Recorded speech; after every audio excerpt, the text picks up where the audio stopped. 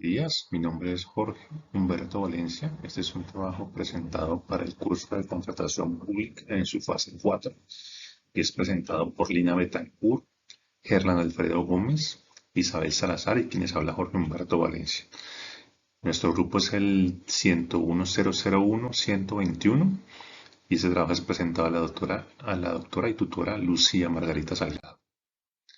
En la primera pregunta vamos a identificar los contratos privados que pueden ser civiles, comerciales y laborales. Vamos a iniciar viendo los civiles, que su primera instancia pueden ser unilaterales o bilaterales. Unilaterales, que es un contrato, es un tipo de acuerdo en el que una parte, a veces denominada oferente, hace una oferta a una persona u organización. Los bilaterales es un contrato, es un acuerdo vinculante en el que dos partes se comprometen a cumplir con las obligaciones acordadas. Pueden ser onerosos, que es un contrato en el que el coste agregado requiere cumplir con el acuerdo y el acuerdo es mayor el beneficio económico que se obtendrá. El gratuito, que es un contrato que reporta utilidad a uno de los contratantes, quienes no invirtieron nada a cambio. Pueden ser típicos y atípicos, consensuales, reales y formales. Pueden ser civiles y mercantiles. Los contratos comerciales pueden ser contrato de promesa de compraventa, que es uno de los más utilizados, que es el contrato regulado por el artículo 1611 del Código Civil y puede ser empleado por aquellas personas que tienen proyectado realizar de manera seria y responsable un determinado negocio. Eh, el contrato de compraventa, que es un contrato entre dos partes de un vendedor y un comprador que se comprometen a entregar un objeto determinado y la segunda persona a cambio de una cantidad, una remuneración. El contrato de arrendamiento, que es uno de los más utilizados, eh, que es por el cual dos personas con capacidad de contraer derechos y obligaciones se comprometen o obligan una con la otra a conceder y disfrutar de un bien o una vivienda y la otra pagar un precio. Pueden haber contratos de permuta, contratos de mutuo y contratos de comodato. Y los contratos de laborales que se utilizan mucho, uno de los más destacados es el contrato a término fijo, que establece el contrato a término debe celebrarse entre dos personas y debe celebrarse por escrito y su duración no puede ser superior a 3 años y puede ser renovado indefinidamente si su duración supera el año.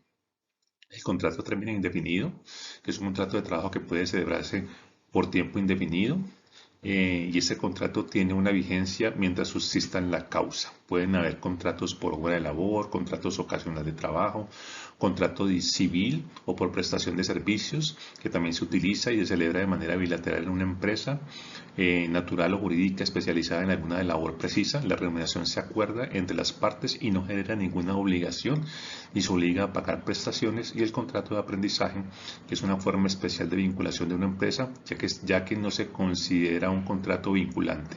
Está enfocado a la formación del estudiante a través de la experiencia del mundo laboral.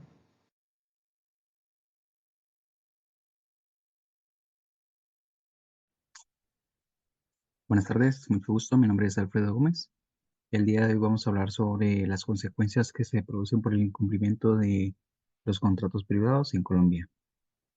Por el cumplimiento de los contratos, según lo estipula el Código Civil en el artículo 1546, indica de un pago de 40 salarios mínimos vigentes por la parte la cual incumpla. Eh, el daño se produce por daños y perjuicios. La parte perjudicada por el incumplimiento del contrato puede exigir el pago de daños y perjuicios como consecuencia por las pérdidas sufridas como resultado del incumplimiento. Indemnización. Además del pago de daños y perjuicios, la parte perjudicada puede tener derecho a una indemnización adicional por el lucro cesante y daño emergente causado por incumplimiento del contrato. Esta indemnización tiene como objetivo compensar de manera específica las pérdidas económicas sufridas. Resolución de contrato. En casos externos, si el incumplimiento del contrato es grave o reiterado, la parte perjudicada puede optar por solicitar la resolución del contrato. La resolución del contrato implica la terminación del mismo y puede conllevar a la obligación de restituir las prestaciones recibidas. Es importante tener en cuenta que las consecuencias por incumplimiento de contratos pueden variar según las circunstancias específicas de cada caso y la disposición legales y aplicables. Por lo tanto, en este caso de incumplimiento de un contrato privado es recomendable buscar un asesoramiento legal para determinar las opciones disponibles y proteger los derechos de ambas partes. Muchas gracias.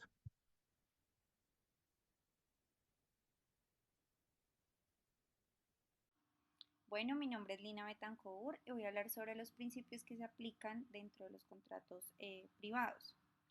De estos tenemos cuatro principios, que están el principio de autonomía de la voluntad, que este establece que las partes son libres como de establecer los términos y condiciones del contrato de acuerdo a la voluntad y sin interferencia de externos, siempre y cuando pues, no se vayan a incumplir como con los términos de la ley ni siquiera con los principios de orden público.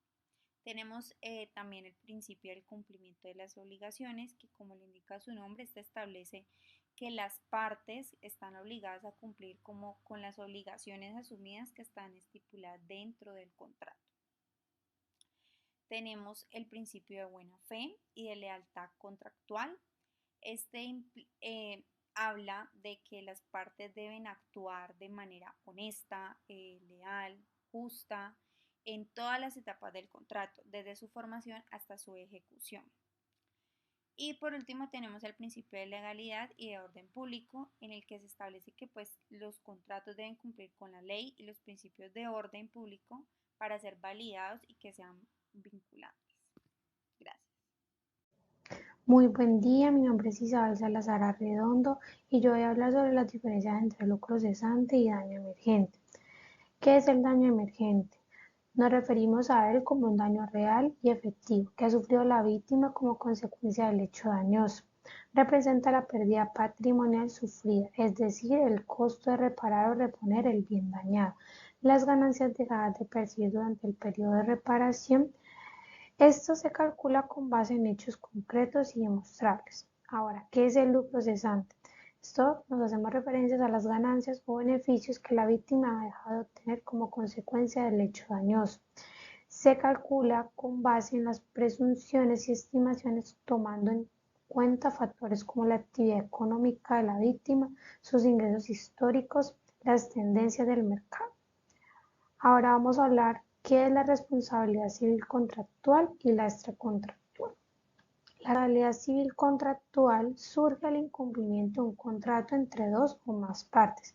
En este caso, la víctima tiene derecho a reclamar una indemnización por los daños y perjuicios sufridos como consecuencia del incumplimiento, mientras que la responsabilidad civil extracontractual surge de un hecho ilícito que causa daño a otra persona. Este hecho ilícito puede ser un delito como un homicidio, causar lesiones a otra persona o un cuasi delito, la culpa extracontractual o una negligencia.